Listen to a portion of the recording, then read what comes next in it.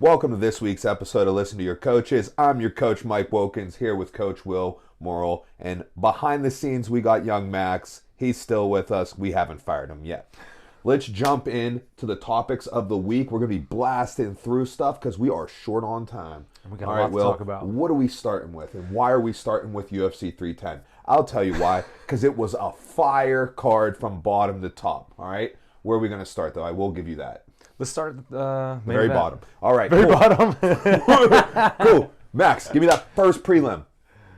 So, fair warning, I did not watch the earlier Fair warning, prelims. I watched everything. And if you guys don't already know, then you're not following us on Twitter, and you need to.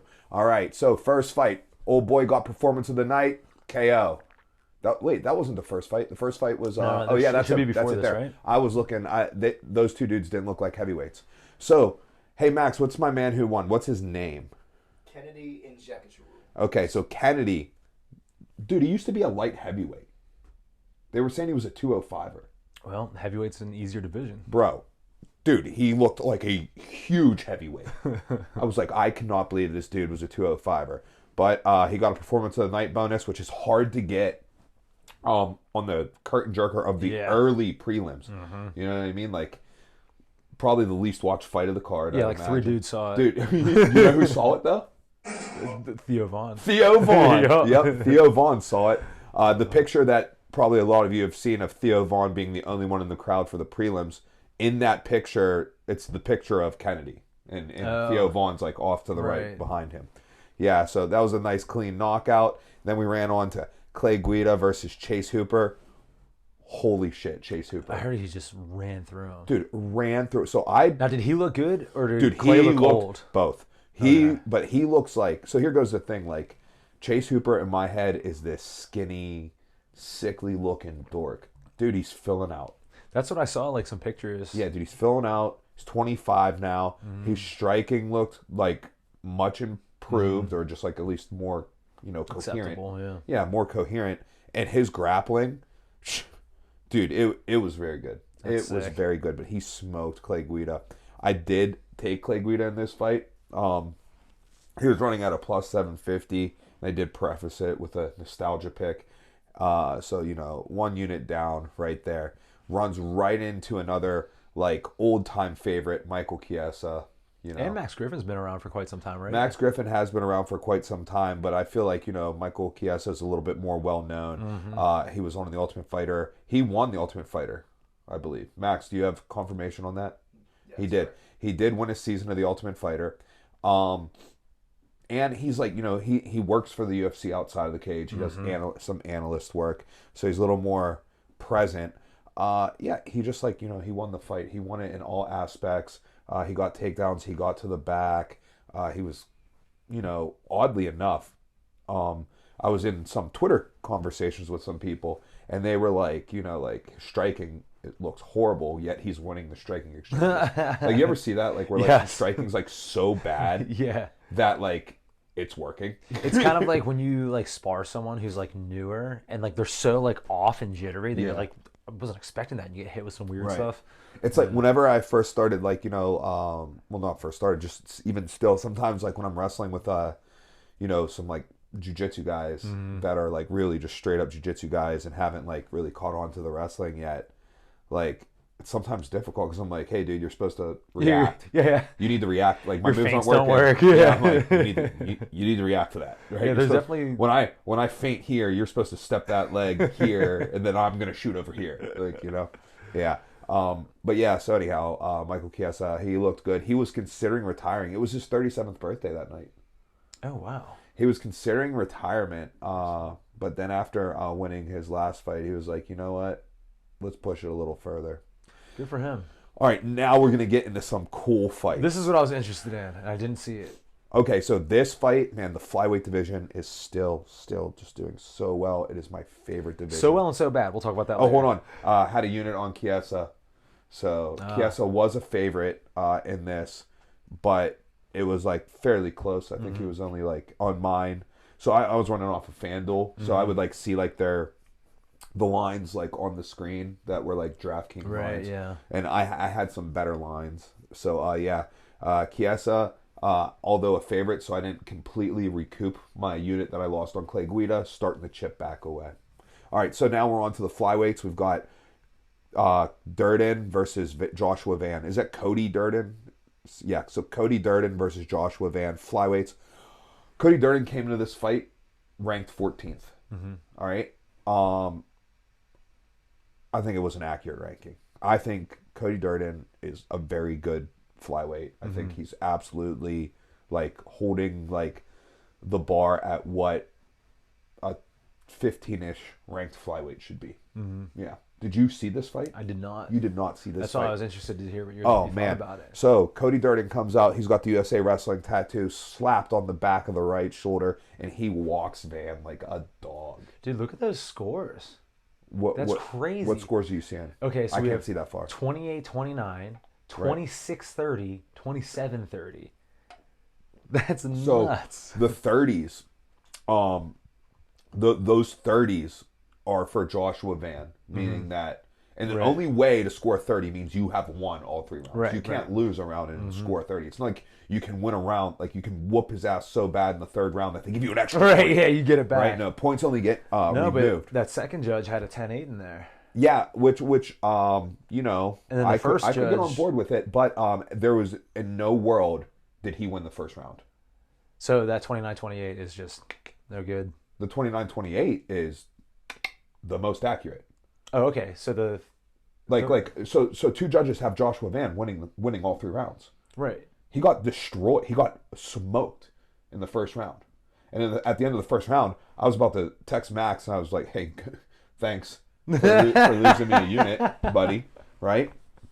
But through a war of attrition in the second round, he really picked it up. Like, here goes the thing. Like, okay, here goes some stats that I want you guys to know. There were 2 takedowns in this fight. So wait, so then how did they get to the 30-27s?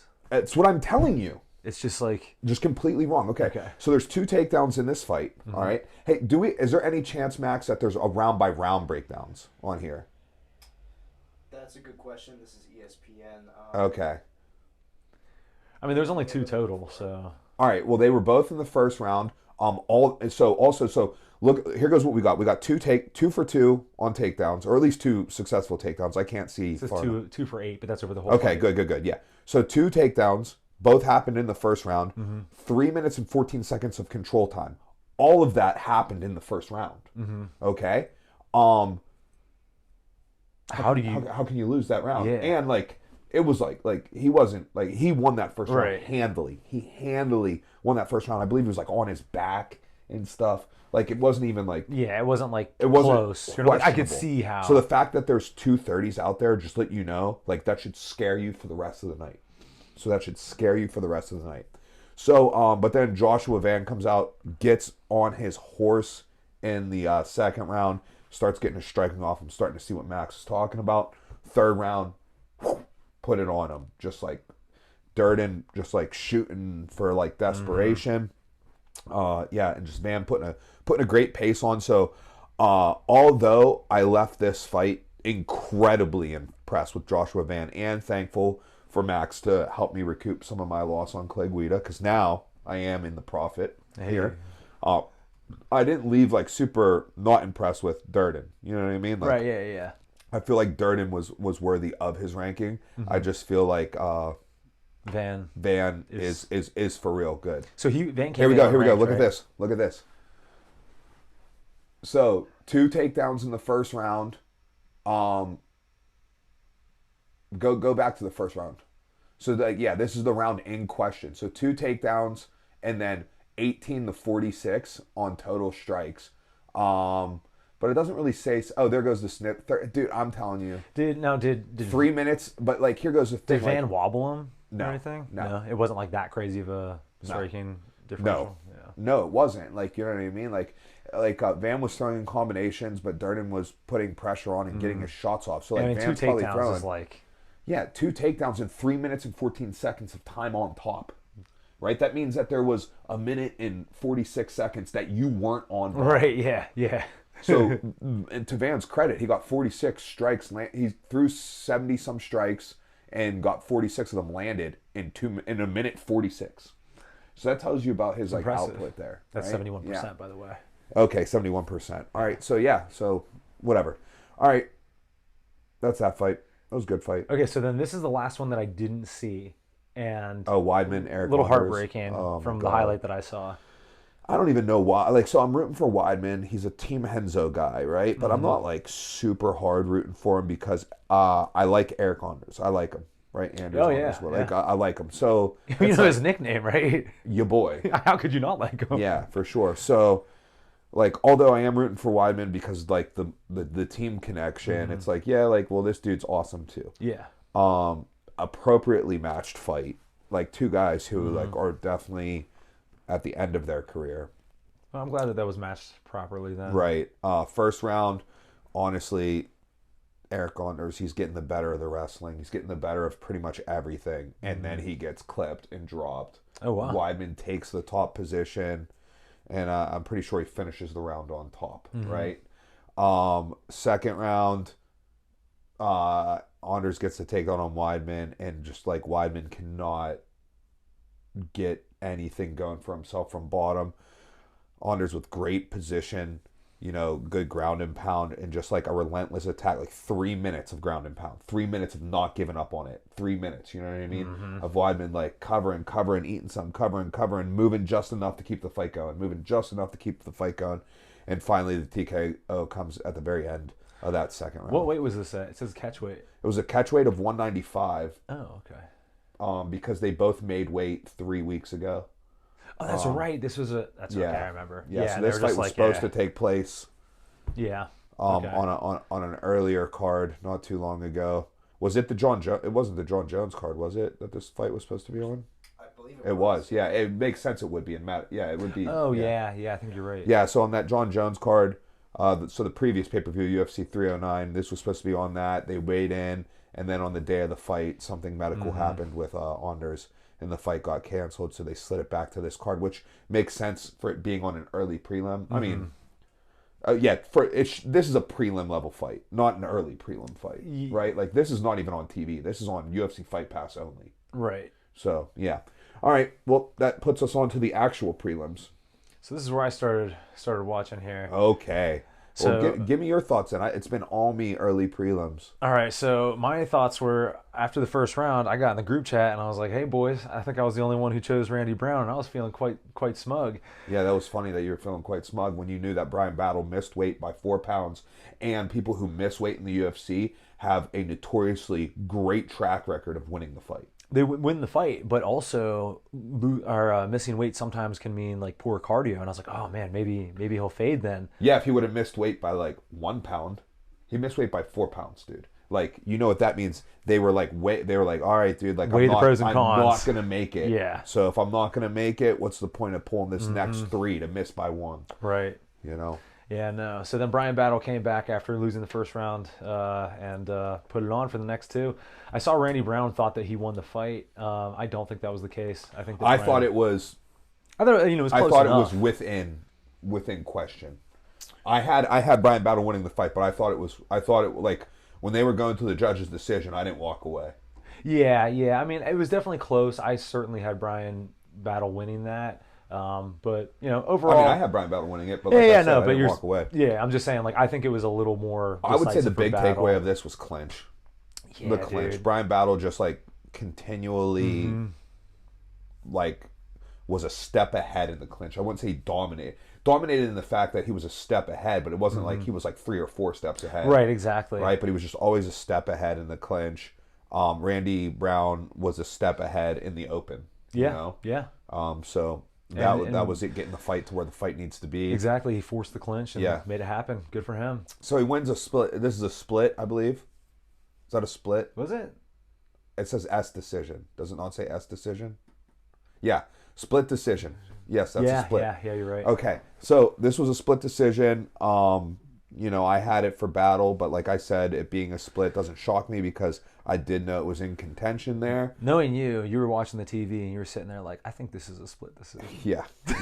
Well, yeah, I did. I was like, I think this is a split decision because I know that there's an idiot who's responsible for recording these scores. So anyhow, I had Battle, right? Oh, by the way, on the Weidman fight, lost a unit. So now I'm down money. Okay.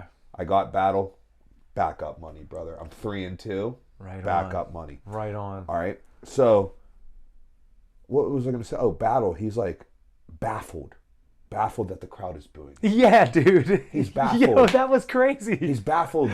He's like, I put it on the line for you out here, and I just was like, yeah, but you didn't put it on the line in the sauna. Exactly. You know, that's what they're booing. You're the heel. You're the guy who missed weight. Yes. You know, and he's like, Randy Brown's taking enough of my purse. Like, you know what? You took 50% of his purse with Yeah. those 4 pounds. Yeah, dude, exactly. Because if that change, you just lost a split decision. If that changes, if one exchange goes the other way, Randy Brown now gets double. Yep. So what? He took a percentage of your purse for you missing weight. You took 50% of his purse for you missing weight. Yeah. So No, boo. Which sucks because I do like watching him fight a lot. So. Yeah. But you know what? You know what I mean? Like, it sucks that I booed him. No, I know what you're saying. Like, I don't want to boo him. But here's like, the thing. I just got to disagree with you. The sport needs heels. The sport needs heels. And you know what? At the end of the day, us watching him fight, whether we want him to win or we want him to lose, it's still making him money. So, you know. It is. And that is true for other people. That is not true for me. I don't watch people fight like that. Like, you know, like the sport needs heels. I'm not someone who buys onto a heel. Yeah. Right? Like, it's not like, it's like, okay, it's like, oh, like, you know, everybody buys Floyd's fight because they want to see him lose. Right. No. I'll buy Floyd's fight if I want to see the other guy win. Well, actually, so that's not the case for me, but like, No, I feel that example. I have to want to see someone win. I have to, yeah. And if someone can't just be like, oh, I hope you lose, Right. Like, I'm not watching Jake. Like, if I want Jake Paul to lose, I don't watch his fights, Right. Like, I don't watch them, Right. You know what I mean? So yeah, that's not the case for me. I watch people fight who I want to watch. But and I agree with you. But if they're fighting someone that you also don't like, it's a little icing on the cake. Yeah, there's a little something in there. Yeah. All right, let's get into a very fun fight. Fight of the night, dude. Aljo for me. And Evloev. Oh my God, brother, what are your thoughts? I know his name's Evloev, but I'm gonna keep calling him Evelev because I like how that sounds. You know what? I think everyone listening likes the way you pronounce fighters' names. So yeah, you keep doing you. So this was, dude, I love this fight, and yeah. I know it's not everybody's cup of tea. I made the post, you know, like, hey, I know it's not your cup of tea, but you know, I really enjoyed this fight. Me too. And then I posted it on our Instagram, and I made it a poll. Did you love it or hate it? 100% love. 0 hate. 0 people are like, oh, I hated it. Which makes sense. Like, the audience is people who are involved in authentic fighting arts. Yeah, yeah. You know what I mean? So, like, yeah, it makes sense that everybody who's following us has an appreciation for the entirety of it. What was your favorite moment of the fight? My favorite moment of the fight? Oh, I got one specific thing. Well, let me hear yours. I don't think I have a specific. At the start of the second round, Aljo came out and just blasted a double. Oh, that was my from favorite. the middle. That dude. was a great moment. It was so sick too because like I feel like the first round he programmed Evloev into thinking that he wanted to strike a little bit.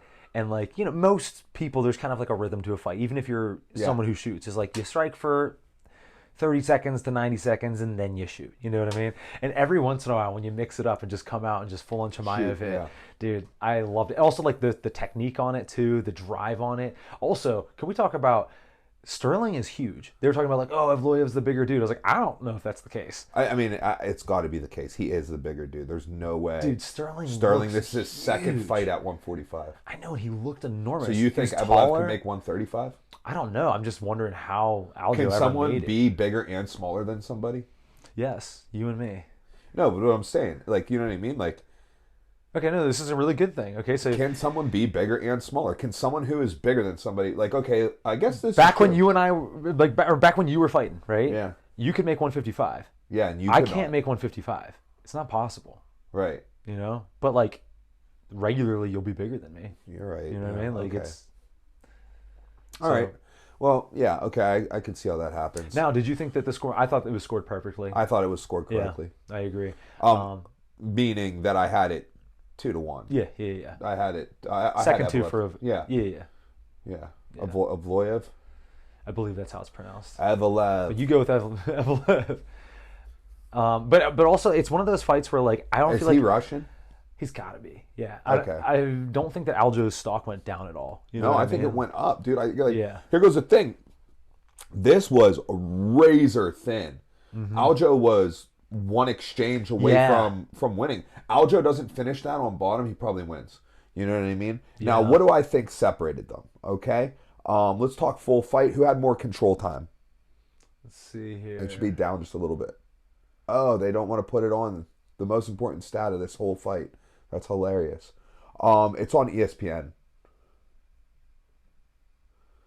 All right, so yeah, 616 to 609, so basically negligible. All right, so it's basically who did more with that control time. Mm-hmm. Well, there's two ways to look at it. Aljo had the back. Mm-hmm. Evloev landed strikes. Right.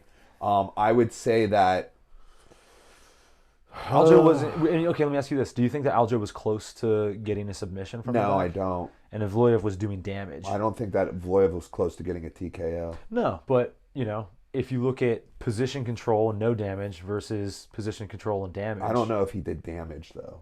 I don't think he did damage. Or even if we can just call it an attempt to damage, you know what I mean? Or landing strikes, low level damage. It's better than nothing, you know what I mean? But is it better than a submission attempt? Or is it like... Yeah, but I don't think that Aljo had any real submission attempts. I know, but throwing a strike is just... so here goes the thing. I do agree, right? Evloev won, and it is due to striking from those positions, and that is why I did score hit the win. And I think you're right about how Aljo, if he didn't end on bottom, it could have been different too. Right. So I don't think that it's oh, they do damage. Why? Because it's a strike. Can you win by knockout? Can you win by submission? Is one worth more? Is a knockout worth more than a submission? Do you get extra on your win? Do you get an extra point? Is a knockout win worth 1.2 and a submission win only worth 1? In life, perhaps, but on your record, no. All the same. So exactly. So I mean, and you don't think that sub attempts are damaged because they are. Oh, for sure they are, especially ones that are real close. Yeah, let Dempsey put you in a mixer. Let Dempsey put you in a mixer and you escape and tell me that didn't do damage. Right. You know what I mean? That does damage for sure. 100%.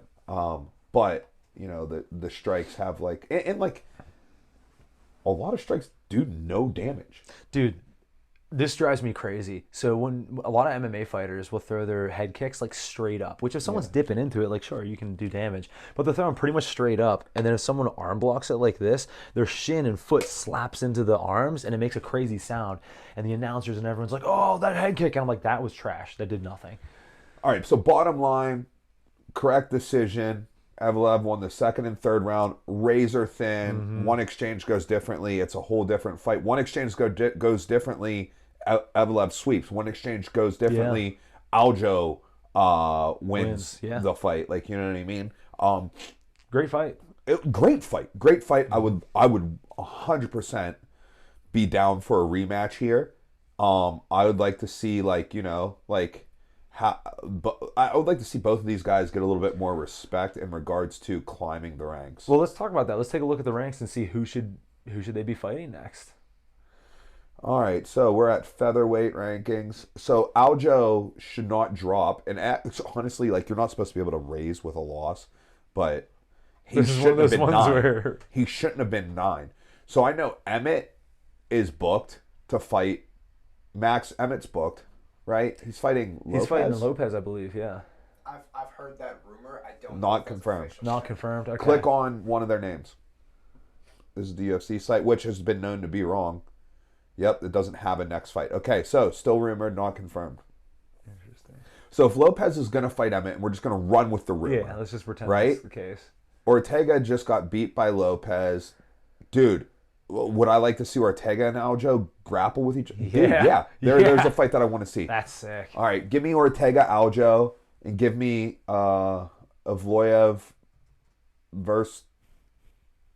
Who did Rodriguez just fight? Or does he have anything booked?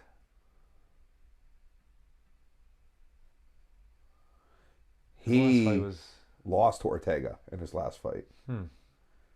Dang, how long ago was that? February of this year. Okay. Yeah. Not as long ago as I thought.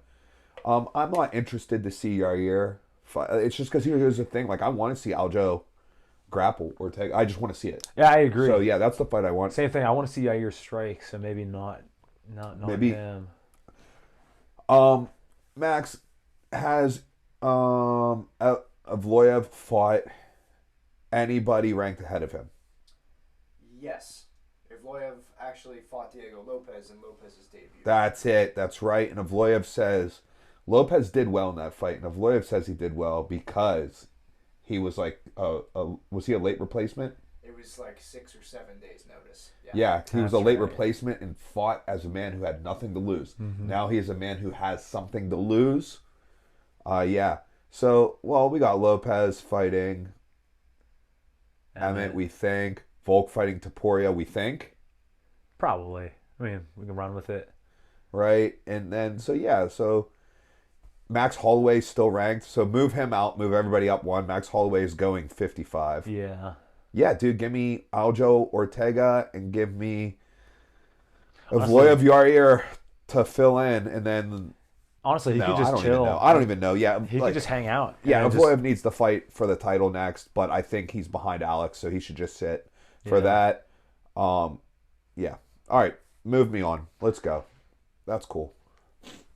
Oh, also I had I originally had Evloev in that fight. I had a unit on Evloev, and then I quickly cashed out, so I didn't lose any money. It was 10 for 10, right? So I ended up just like that. Ended up being the only fight that I ended up not having money on, aside from the first fight. Okay. Which brings me all the way back to I misposted that I finished with a profit of 0.52 units. I finished with a profit of 1.52 units. So, not bad. All right. Now, here goes a good one. We got Vicente Luque versus Gorimbino. Did I say that wrong? Yeah, dude. I can't see that far. Gorimbo? Yeah. Spell it. Gorimbo. So Gorimbino. Gorimbo. Yeah. Yeah, okay. Gorimbo. I can't see that far. I like that you made him Italian, though. Bino. I just can't see that far, so there's nothing that I can do about it. All right. Oh, I can see that. We got you. That I can see. Look at that. You got to make that font bigger. Max hooked it up, immediately solving the problem of me not being able to see. So this is a fast one. It was a quick one, but luckily, I barely missed. I barely missed it. So what I was doing on Twitter was like right before the fight, I would tweet like Luque versus Gorimbo, and then I would like give like my brief thoughts and what I did, right? And also the odds would be included. And I'd be like, I've got 1 unit on Luque at plus 190 something or whatever, right? And then I said, may the Darce be with you, right? And then boom, here we go. 52 seconds later, Anaconda choke, which is the sister of the Darce. All right. So the difference, just in case you guys don't know, which I know you all know, everybody listening who knows, a Darce and an Anaconda are both head and arm triangles. All right. So head and arm triangle chokes. Okay. Now they come from the front headlock position, meaning that my chest is over your back, with my head facing down towards your legs, and your head is on the back of your head is on my chest, with the top of your head facing down towards my legs. All right. Whereas a head and arm triangle choke, we're laying head to head and feet to feet. Okay. So the arm is included, hence head and arm triangle choke. Now, where we figure 4, the lock, or where the hand and the elbow meet, if that happens outside of the arm, that is an anaconda choke. If that lock takes place next to the neck, then that is a Darce choke. Greatest move in jiu-jitsu. Luque, very much known for his Darce, but those two kind of go hand in hand. Finishes this with, and it drops him. Yeah. Drops him, jumps, anaconda, rips it, gets the tap. Which all the announcers were saying Darce, right? They even announced it as a Darce. That's right, yeah. They were like, winner by Darce at 52 seconds of the first round. Vicente Luque. I remember you had sent me your tweet, and I was like, wait a minute. I'm pretty sure, and I had to like go back and watch it. I was like, I'm pretty sure that's an anaconda, and then I went back and you told me, you're like, yeah, it was an anaconda, but like, but they announced it as a Darce, and my tweet said Darce, so hopefully people just didn't pay enough attention. Cut that. So I looked pretty smart there. I mean, that's all we got to say about that. Yeah, I mean, it was exactly also, what it was. I would like it noted that not only did I tweet that, but I believe if you run back last episode, I said Vicente Luque by Darce. on the show. Well, given that you and I aren't going to do that, I'm going to run with it. You absolutely called I that. 100% did. No one can prove me otherwise. All right, next. Dude, this was... Dominic Reyes, Anthony Smith. This fight was so sad. Anthony Smith lost a very dear friend to him, his jiu-jitsu coach, and it showed. He fought like somebody who... What's the word, Will? Masochistic? Masochistic? Oh, masochistic, yeah. Yeah, he fought masochistic, where it's just like... Masochistically. So I remember one time I was fighting this guy, John Del Bruges, and they said I grabbed the cage, which I did not. We ran that fight back. It's available on UFC Fight Pass. And I clearly posted on the ring post. So my hand wasn't even on the cage. It was on like the post. One of the few times I've yelled at a ref. And Gasper Oliver stops the fight and he puts me down. He's bottom like bottom half guard. Yeah. And I'm like, this is crazy. I'm screaming, that's not the rules. Like you can't like you get to pick what position. Right. Not only do you put me down. Yeah. You get to depict what position he Yeah. has. I'm like, well, okay, which side? Which side? Right. Right? But like we just kind of like defaulted to like normal side. And when he restarted the fight, I laid there and didn't move. I remember that. I did like lay there and didn't move for like probably like 3 seconds. And I let Del Bruges hit me. I was like, go ahead, hit me. I was like, they want you to win. Right? And then I got up and won. So anyhow, but like yeah, like he fought like that. Like he was like wanted to take damage. Yeah, that's but all also, there is to it. no, I don't think that's The first round was kind of close. I think Smith didn't look his best, but also Reyes surprised me. I didn't think he was going to look as good as he did, and he looked pretty sharp. Yeah, he looked all right. I mean, like I wasn't super impressed with this fight, but I did have Reyes. Yeah, I wasn't super impressed either. But I had Reyes at like a minus 400. I expected like just slop city and Reyes maybe to be a little afraid of like getting clipped, but it, you know. Yeah, he's worked because he did come off of 3 knockout losses. Well, I think he had a win just before this too, but yeah, before but that, he was like 3 knockouts in a row, which exactly. which will make you timid for sure. All right, move it on. Also, wild at that. Yo, Nate the Train Landwehr versus Doohoo Speaking Choi. of Doohoo Choi, did you see that he called out Bryce Mitchell? I did see he called out Bryce Mitchell before Bryce Mitchell even fought. Oh, really? Yeah, he called out Bryce Mitchell. Did you see? He called him out in the cage. Oh, I didn't know that. See, he called him out in the cage in his post-fight speech. I saw he posted on like, you know, some social media. He posted a picture of the Earth, but like a round one. You know, the Earth, and said like, yo, Bryce Mitchell. Yeah, no. So he called him out. So he beats Nate Landwehr. Choi looked phenomenal. Dude, so good. So good. Beat the brakes off of Nate, who, I don't care. He should have a lifetime contract with the UFC until he retires. There's no chance he can get cut. He's so cool and fun. But yeah, he got the sticks put on him. He did. And Choi calls out Bryce Mitchell post-fight in the cage. And I'm like, wow, bro. Imagine like being Kron at that point in time. Be like, everybody just like, everybody just knows I'm going to lose. Yeah. Everybody just knows. Even this dude, like Bryce Mitchell's got not up for 2 fights, and Choi's like, yeah, he's definitely going to yeah. That he's already calling him out. Not like the winner of the fight. If Bryce Mitchell wins, no, just like he's like when he wins. Yeah. Choi looked good everywhere, like grappling, striking, like he just like outclassed. So that's all. Honestly, I think that's a good fight too, him against Bryce. Yeah, I like that fight. Yeah, I do. All right, move me on. I don't know where he's ranked, if that makes sense or not. He's not ranked. Bryce is... So that's one of the things that Choi was saying. He was like, I was ranked in the old generation, top 15. Let's see if I am worthy of it in the new generation. And Bryce was going in at 13, so that would make sense. Yeah, so that's a good fight. So, all right, Bryce and Kron, we got to spend some time on this. My brother. All right, so, I mean, where do we start with it? That pulling guard does not work in MMA. No. That being on bottom doesn't work in MMA anymore. It's not like okay, cite somebody who wins from bottom, right? You'd be like, oh, blah blah blah, triangle this guy, like, you know what I mean, armbar this guy, like, okay, like that's cool and it's good to have, right? Yeah, and like you need it, right? You need those starts, especially to try to get up. You like those threats are going to aid in your ability to get back to your feet. But being on bottom in MMA in today's meta is losing. Yep. You are can you win from a losing position? For sure. That's what makes this sport great. You could be in the position that is considered losing and win from that position.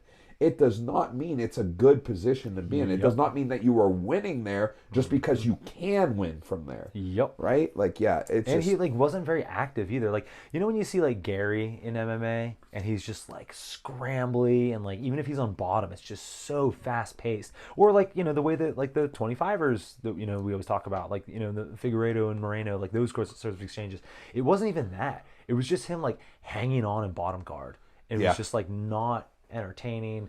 He did not gain any fans. I was slightly entertained just because, like, you're sitting on the like oh, is he Oh, could it? Yeah, for sure. It's like when you watch two heavyweights who just like are just like plodding around, Yeah.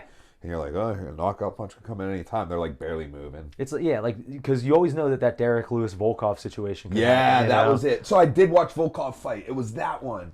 All right, yeah. Derek Lewis did nothing until like the last 10 seconds and just knocked him out. Yeah. Okay. All right, cool. Greatest heavyweight of all time. So the knockout actually came from the slam. So in the third, yeah. Kron jumps to guard, forearm across the face. Oh my God. Wow. Now I'm just a bad person. There's somebody Who did that recently? Oh, not just in the past. He had like 3 slam knockouts. The most like Gerald aggressive one I Harris? can think of.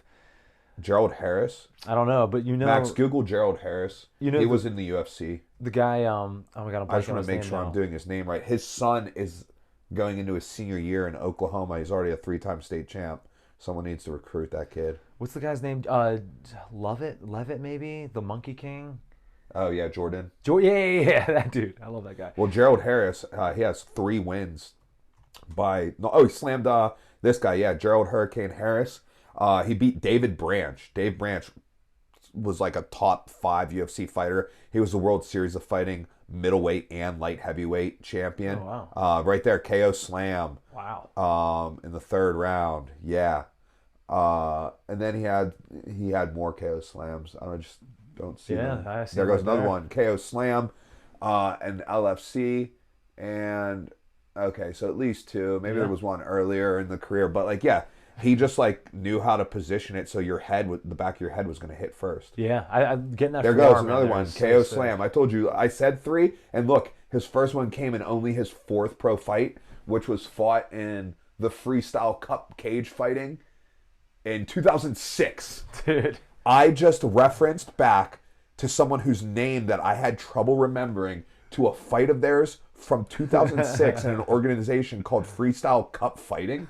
It was cage, but yeah. Cage fighting? Yeah. Oh, 4. There's a 4th. Also, who knows how many of these other like submissions or other like TKOs might have started from a slam? You know what I mean? Like, Yeah. So 4 KO slams. Amazing. that's incredible.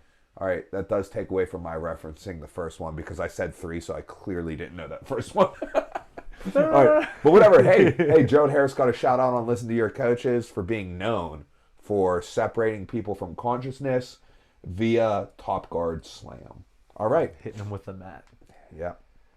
Cool. Yeah, I mean, great. Yeah, Bryce Mitchell, Kron. Also, dude, okay, so as much as like I like to, shit on Bryce for being a flat earther and having a bunch of goofy views and such, I like him. You can't not like him. He's so nice. Did you see how like respectful he was afterwards? And they were like, hey, so like I thought you'd be like celebrating more. And he was like, no, I want to be a professional, act like I've been here, blah blah blah. And he's just like, well, he so was like nice. also he was like he was like about like losing. You know what I mean? He's like I want to be respectful to the other, right, yeah, to the exactly. other person too, like because I've He's like, I've been on the other been side. on the other Yeah, side, yeah. and I've always like felt that way too. That's why I never like really partied like on people after Right, beating yeah, them. exactly. Because I'm like, man, I wouldn't want someone partying Yep. on me. You know what I mean? If you're gonna get knocked out by a dude like Machida or something, Yeah, for sure. But yeah, Bryce Mitchell ends up being, So very likable. where do you stand on seatbelts? Max, where do you stand on seatbelt? Do you wear a seatbelt, Max? I do, yeah. Max, You never know when you got to jump out. Did of the you car. say that because your mom's gonna watch this? Partially, yes. Yeah, I'm pro seatbelt. Me too.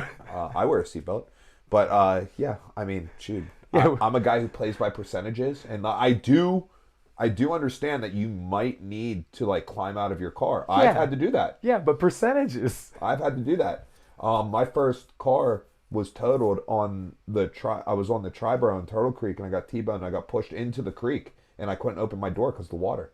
Shit, I don't know. Yeah, so I had to climb out the window. I wasn't like submerged, like I wasn't like underwater, right? But like it was like up to like like my door handle, and I couldn't open it. There's a lot of pressure there. I had to climb out the window. Yeah, I wasn't like drowning, like sinking to the bottom of the ocean. Dude. Did you hear he did say that he at least like buckles his kid. Yeah. Well, that's what he says Good. at least. Good on his job. Yeah, But maybe he doesn't. You never want to know his when kid. the boy's gonna have to jump out the car. All right, let's move on. I like Bryce Mitchell. All right, this is one. This fight sucked. Dude, it kind of did suck, but This is when I let people know that the fight sucked. But I do have some things to say about this. Everyone's like, "Oh, Volkov got robbed." So can we all agree that Gon won round 1? I agree. Can we all agree that Volkov won round 3? I agree. So it all comes down to round 2. I watched it back, dude. Gon got cracked early, and he probably got cracked like 2 or 3 more times, but he also cracked Volkov a couple of times, maybe not with quite as much like noticeable, different, like effect. Dude, something just went in my mouth. I was trying to hold it together, bro. Something just went in my mouth. I had to spit it out. I was gonna choke. I don't know what it was. That was crazy. Yeah. Okay, so this fight sucked. hold on. This fight did suck.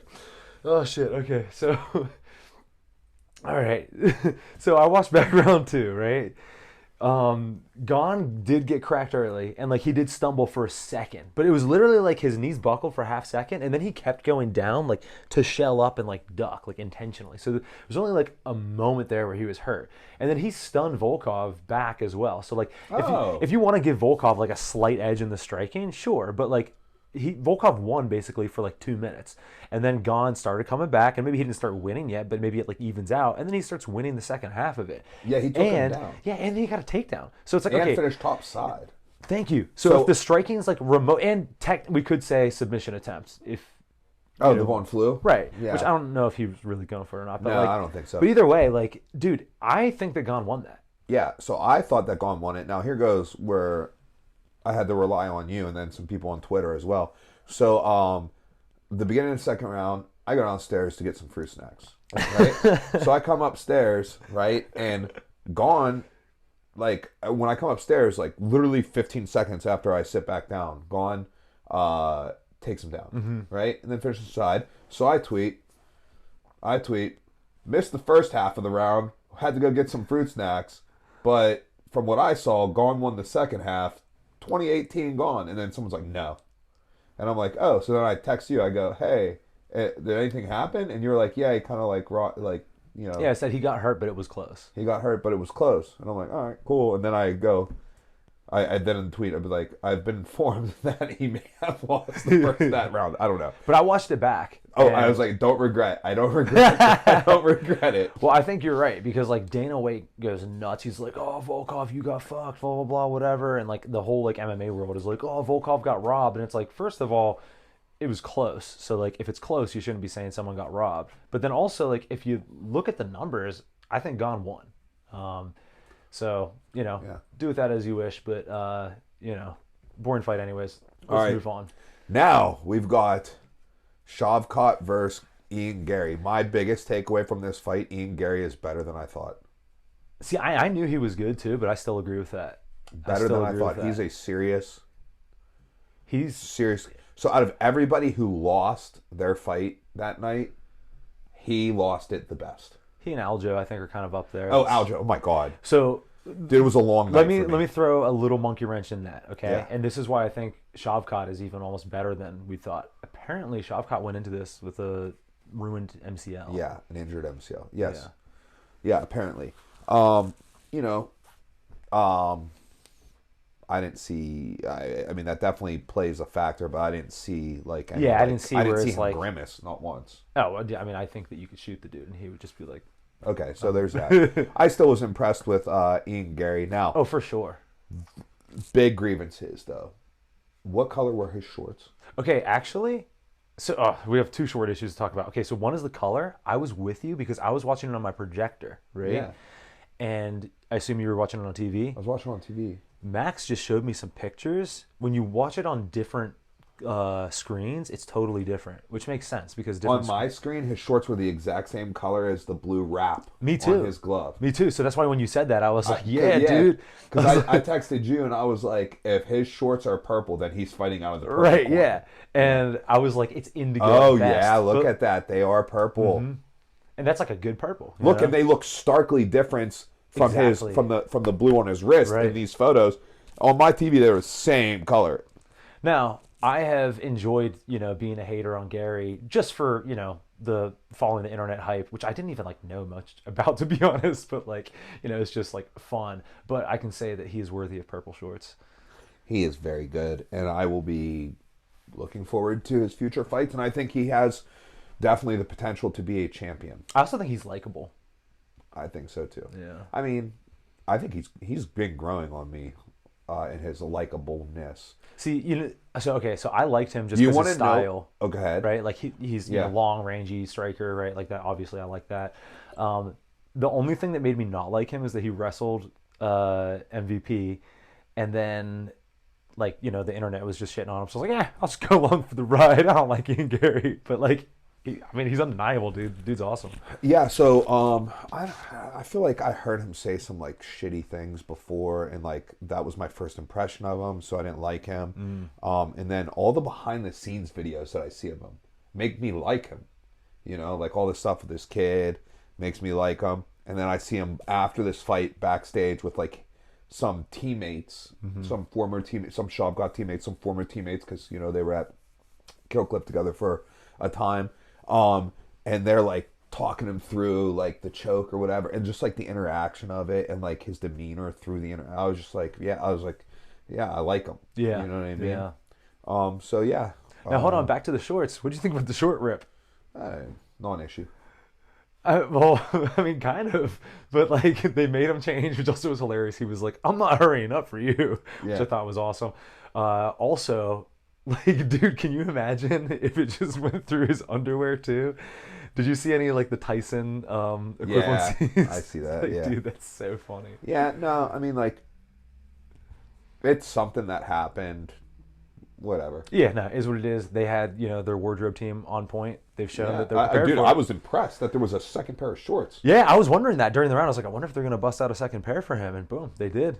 I wasn't wondering that. I thought that there was no shot. It wasn't even in my universe. Oh, really? And then they came in with them, and I was like, holy shit. I just imagine the UFC has some, quartermaster dude back there who's just got everything. Yeah, I mean, dude, clearly, I'm actually impressed with the preparedness of that. Yeah. Actually, so speaking of preparedness, how about the lack of preparedness at the ceremonial weigh-ins by the UFC?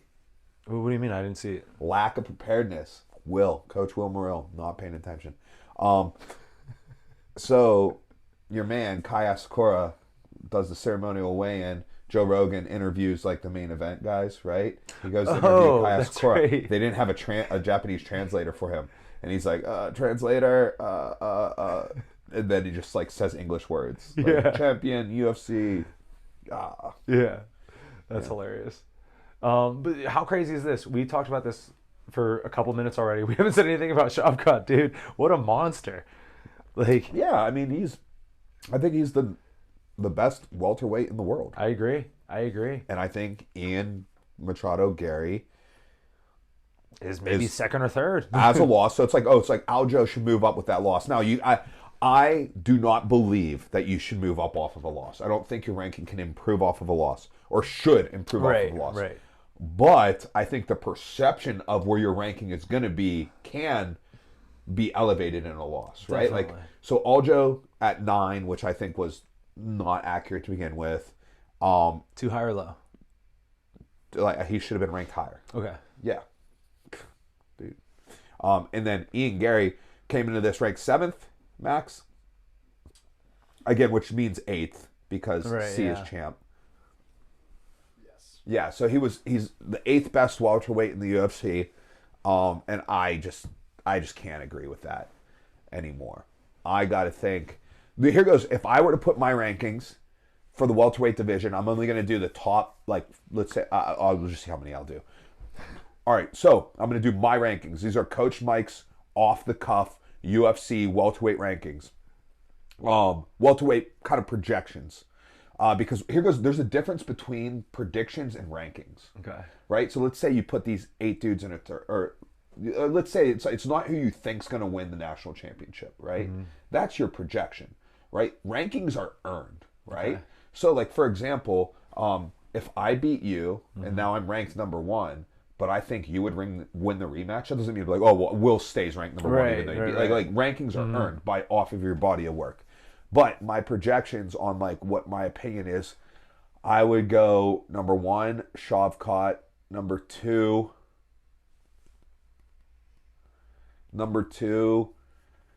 Bilal, number 3, Ian Gary. Interesting. Oh, there's Kamaru Usman in there. Dude, Usman, Okay, Edwards. hold on. Well, so Gary, number 4, Usman, number 5, Brady. Interesting. You don't have Leon in the top 5. No, I don't. I don't have. No. I think he's ranked number 1 or number 2. Right. Yeah. Right, and I think that's where he has earned that rank. Oh, for I don't sure. think you can move him down, but that's just my No, projection. I feel you. Okay, well, actually, dude, who do you think that Ian Gary should fight next? Well, coming off the loss, I would like to see him fight. Has he fought? I mean, like, I don't. Dude, okay. I don't want to see him fight Colby. The UFC should throw him a bone because he stepped up short notice for this. Right? Dude, they should give him either Jack Della Maddalena. That's who I think. Or Leon Edwards, to be honest. That's a great fight. I mean, Dude, Leon Edwards. Give him Leon Edwards. That's so sick. Give him Leon Edwards. Yeah, I want to see Colby, Leon, Shavkat, Bilal. But it's like, what do you do with Usman? Usman Brady? Here goes the thing. I don't want them to fight. I don't like them both too much. All right, whatever. That's that. Let's move on. We got to move. Pushing through. Shavkat, best welterweight fighter in the world, in my opinion, right now. Okay, so unbelievably impressed with Pantoja. I cannot believe how good he is. Dude. Which, it's just like, has he just, like... We should have known. Should have known. And it's just like, you're just looking for something different. Like, you're looking for something, like, a way to, like...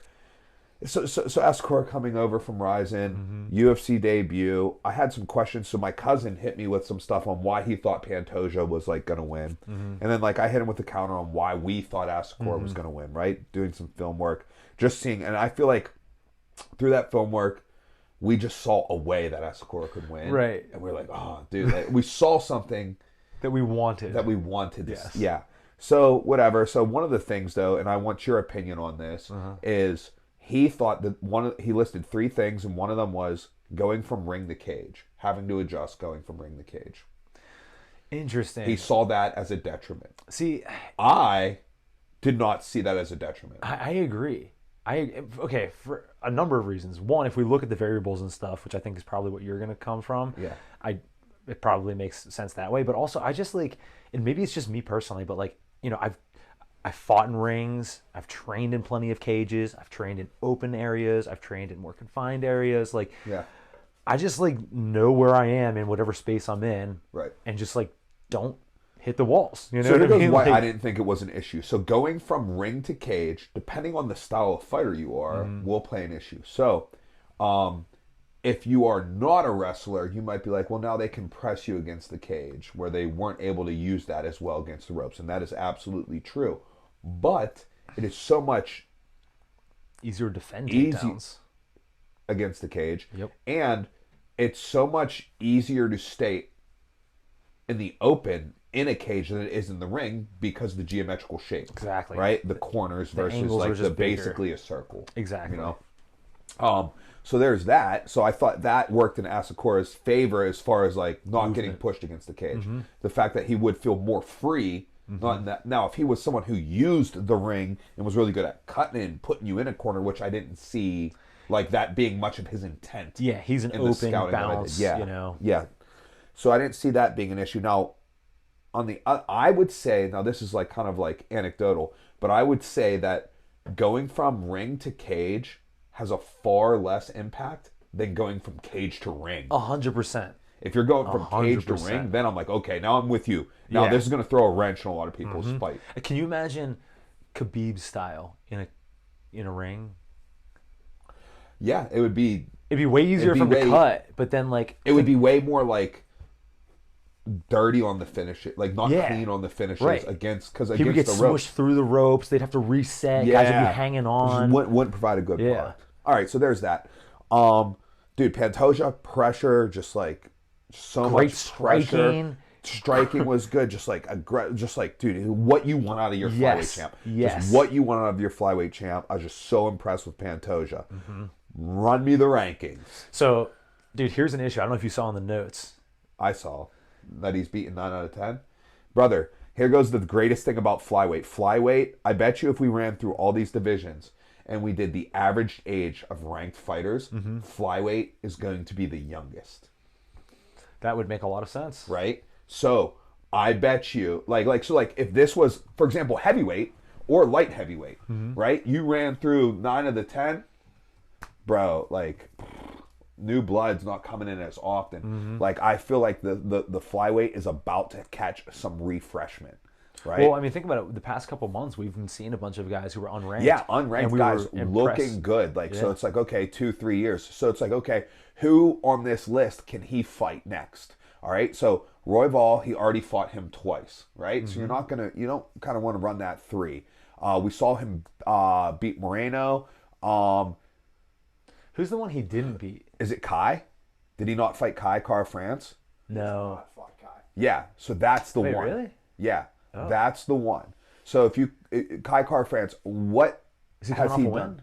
What has he done in his last 3? So click on him for me, Max, and then scroll to the bottom because it'll show his last 3 fights on the bottom. Oh, there you go. Boom. Oh.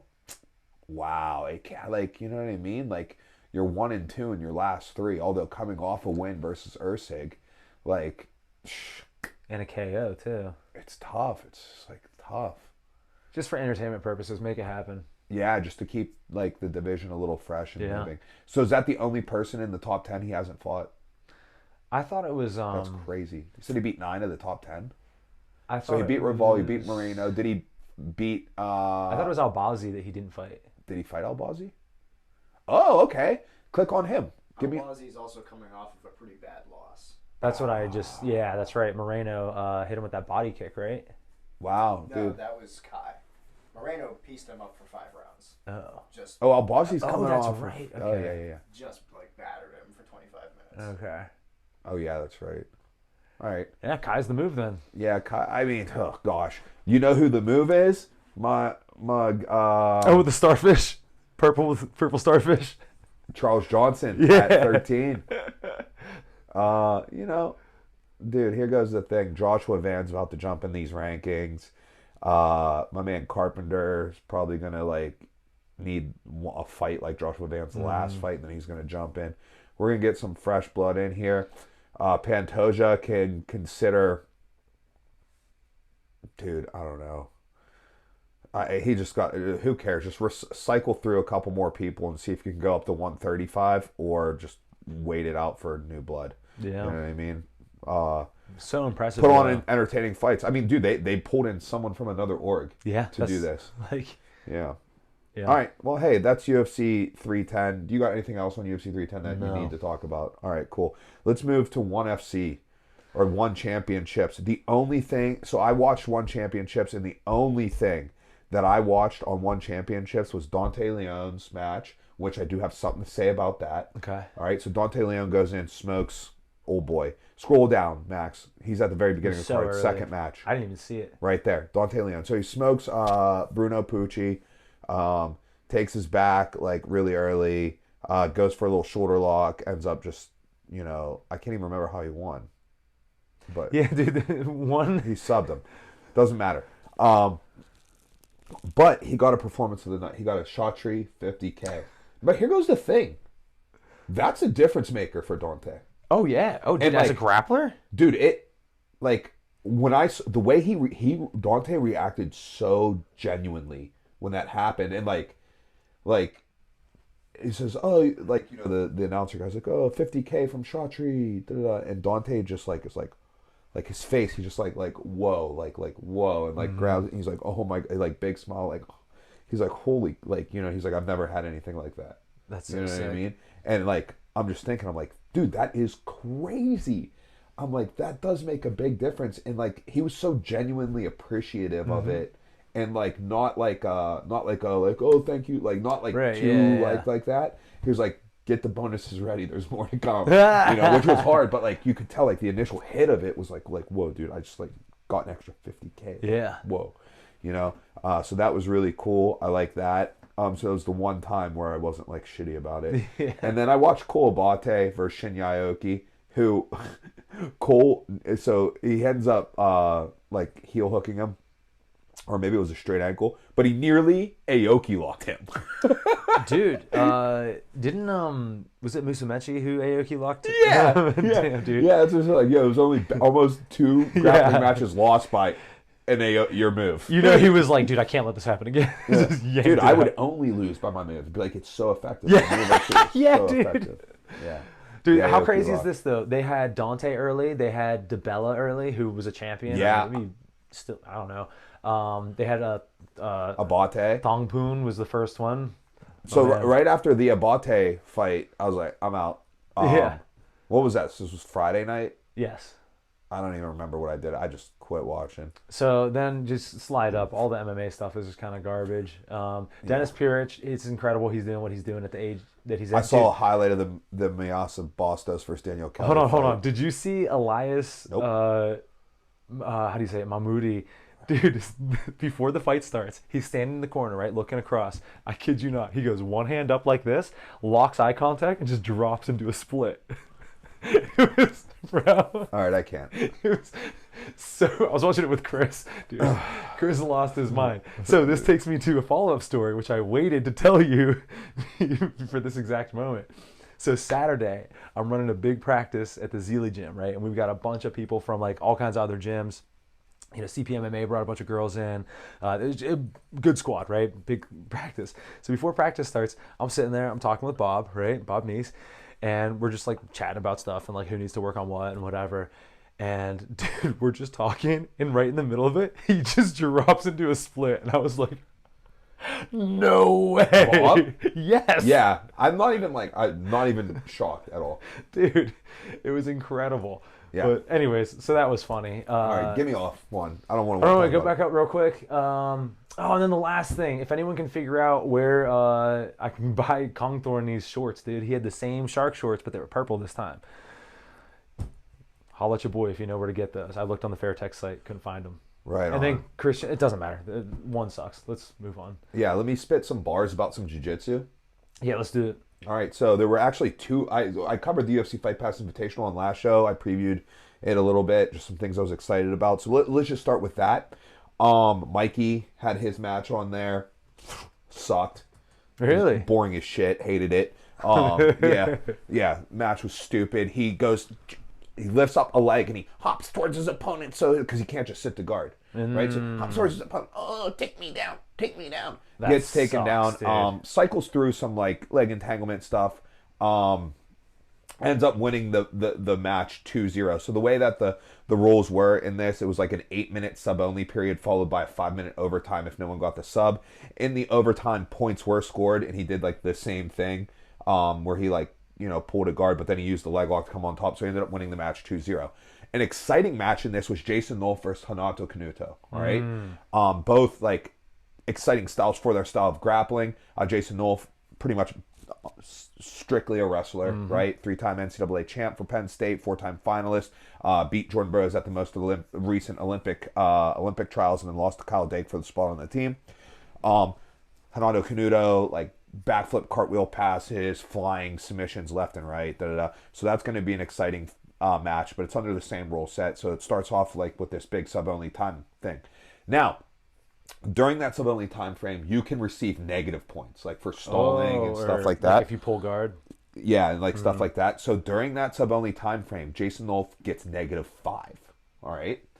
So For what? Stalling? No. So one was they called for stalling, which was like wrong in my opinion. But the second one, he takes down Kanuto. Kanuto gets a triangle on him, right? And you're allowed to slam out of submissions. So he picks him up. Kanuto takes the triangle off and makes it to like a trap triangle. Yeah. Right? So now Jason can't slam him because it's no longer a submission. Right. And if he puts him down, then it's going to be a submission again. Right. Right? So very smart strategically by Yeah. Canuto. So then Nolf is walking around, and the guy's like, if you walk out, I'm going to take away a lot of points. So Nolf is just holding him up, and Nolf makes the decision. He's like, to save energy here, I'm going to walk out. You know? Because if I put him down, Right. he goes triangle, And if you slam him, then you're DQ'd. Right. Right? But if he locks the triangle up while I'm up here, I could slam him. You know? So he walks him out. The ref gives him a -4. Right? So he's down -5 going into overtime. He ends up losing by 1, -1 to 0. He scored 4 points in overtime on 2 takedowns, and literally, with time running out, almost got the back to win the match. And it was an exciting match. That's cool. So that was cool. You know, other than that, there's nothing too much I really want to talk about on that card. The night before, I forgot to talk about that there was a Who's Number One event on Wednesday, so it was a big jiu-jitsu. That's why I thought the main event of the Fight Pass was Kainan versus Roberto Jimenez. That was Who's Number One. got right? you, yeah. Yeah. But like, you know, nothing crazy excited on there. In fact, actually, one of the worst jiu-jitsu matches of all time. The second match. So there were 2 matches on Who's Number One I was really excited about. Max Hansen versus Carlo Henrique. They had some heat. They were 1-1 against each other in the IBJJF, and it was a rematch of the Pan Am Finals. I actually thought Max won the match. They gave it to Carlos Henrique, like it's like a decision-based thing. But whatever. That was an exciting match. Lived up to the hype, in my opinion. And then the next match I was looking forward to is Pedro Moreno versus Isaac Michel, and they just pushed each other for 15 minutes. It was horrible. Sucks. It was absolutely horrible. So that's it, and that's why Craig Jones popped on and was like, after this terrible week of jiu-jitsu, That makes confirming sense now. CJI 2, Craig Jones Invitational 2, coming up this August in Las Vegas. Very exciting. So that's it for jiu-jitsu, other than we got the World Championships this weekend. So this weekend coming up, Nogi World Championships. Currently we have 12 athletes from Pittsburgh, 13 athletes from Pittsburgh slated to compete. Just to run down a quick list, just trying to go off of my memory. Farman Hassanov. I'm just going to go blue belts first. Farman Hassanov, Lucas Siebert, Lucas Jones of the Mat Factory, Erica Amoroso, Ryan Conklin, Andy Dwyer. All right. And then we got Alex Hudick, Claire Butterfield, Sage, Dan Stupinski, myself. We got Rich Roby out of Henzo Gracie Morgantown, and John Mulgrave. John Mulgrave's like mid-60s. He's already a 5-time world champ. This will be his first time at black belt. Yeah, that's awesome. Yeah, in his 60s. So, yeah, it's going to be sick. If there's some other people from Pittsburgh going and I missed you, my bad. You know what else is this weekend? What? Danny Rodriguez against your boy. Oh, Rich Waters. Rich Waters. My man, Rich Waters. Yeah. All right, so that's type. That's some Finals. Roger Nerm World Series. Absolutely. All right, cool. All right, you got anything else? Max, pull up the notes real quick. See if there's anything that we have to throw in right now. Otherwise, otherwise it's gonna have to wait till next time. Okay, No. real fast. What did you think about Alex winning Fighter of the Year for the MMA Awards over Ilya? First of all, it's kind of goofy that they do it the before MMA Awards before the year's over. Yeah. There's still fights to become. Right. Like, what if literally? Like, check this out. Who won? Alex. Yeah. Okay, ready?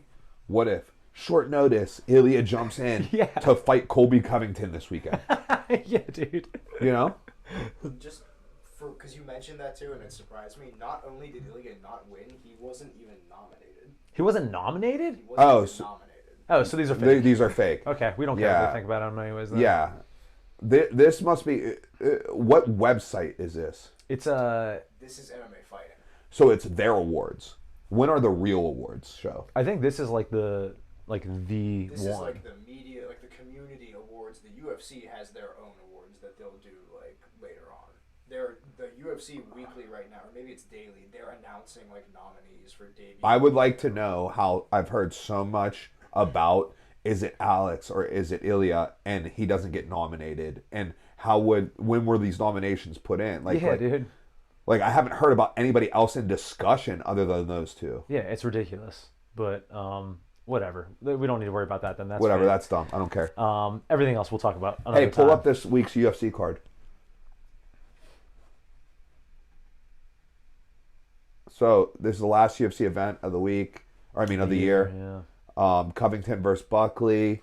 Let's We got go, Cub Buckley. Swanson and Billy Quarantillo as the That's fine. Dustin Jacoby.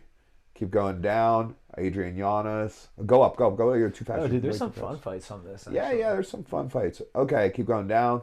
This could be one of those low-key banger cards. Michael Johnson's on this card. I'm interested in that. Jakar Close. Sean Woodson. Oh, dude, he's Built so weird, but I love watching him fight. You know, he used to be like a heavyweight too.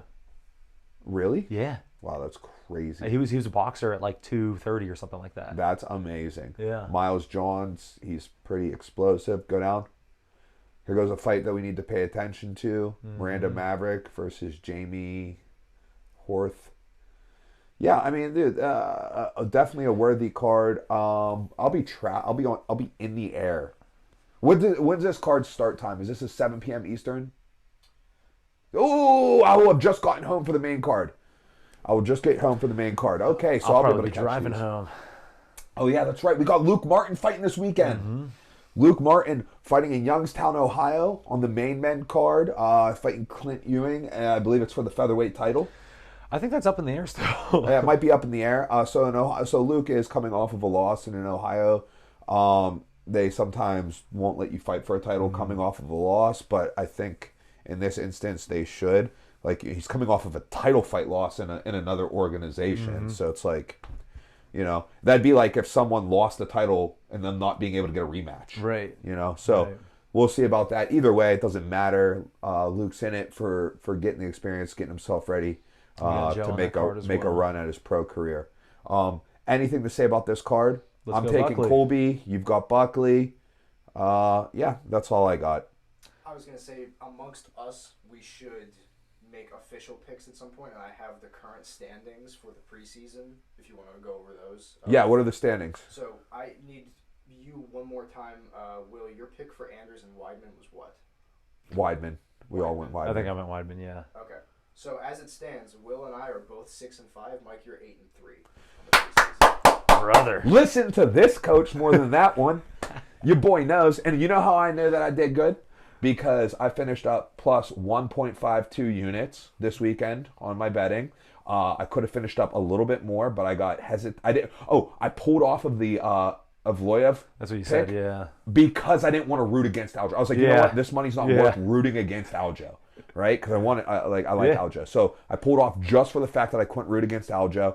And we took that flyer on the Asakura by KO, right? Which, you know, was a bad pick.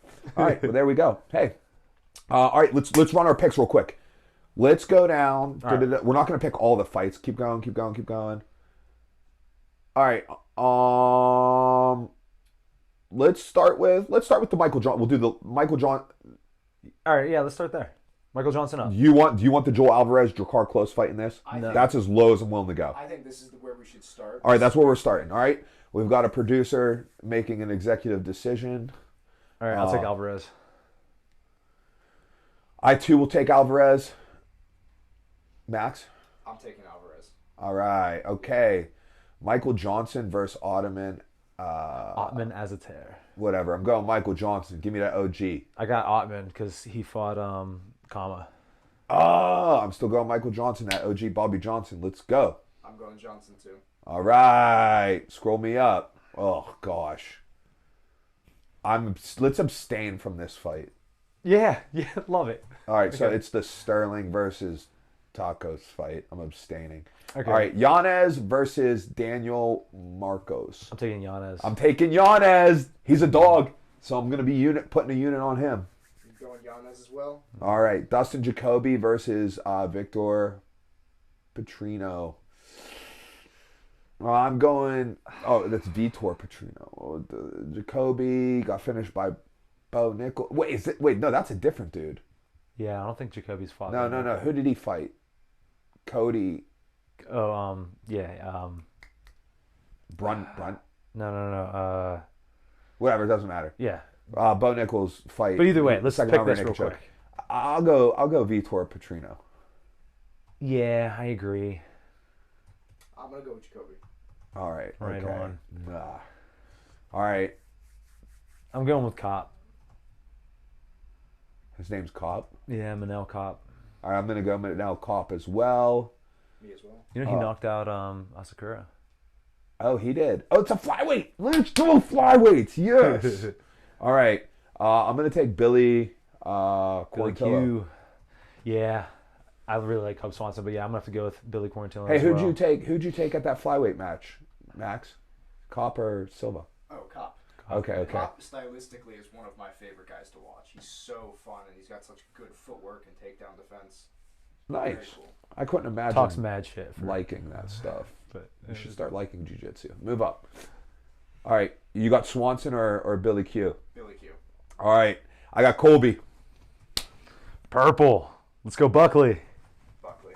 Yeah. All right. Okay. Hey, those are our picks. I went on a huge Twitter rant. I think our Twitter has a total of 98 tweets, in which I made 95 of those Saturday night. Who made the other ones? Max. Oh, okay. He posted about, right? I didn't make any on Saturday.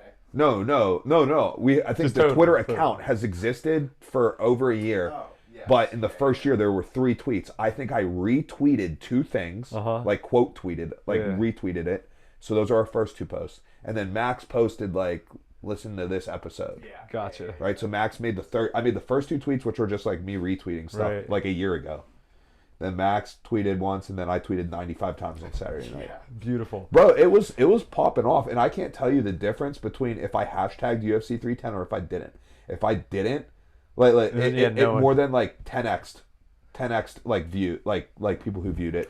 Well, you guys heard it here first. If you guys want to interact with Mike while he's watching fights, get on Twitter. I'm probably not going to go that hard because like it was like a commitment. Yeah. Katie actually Not was for like, all of them. dude. Katie was like, dude, I hate this. Stop doing this. Because like I was just like, Yeah, ugh, just on my in it.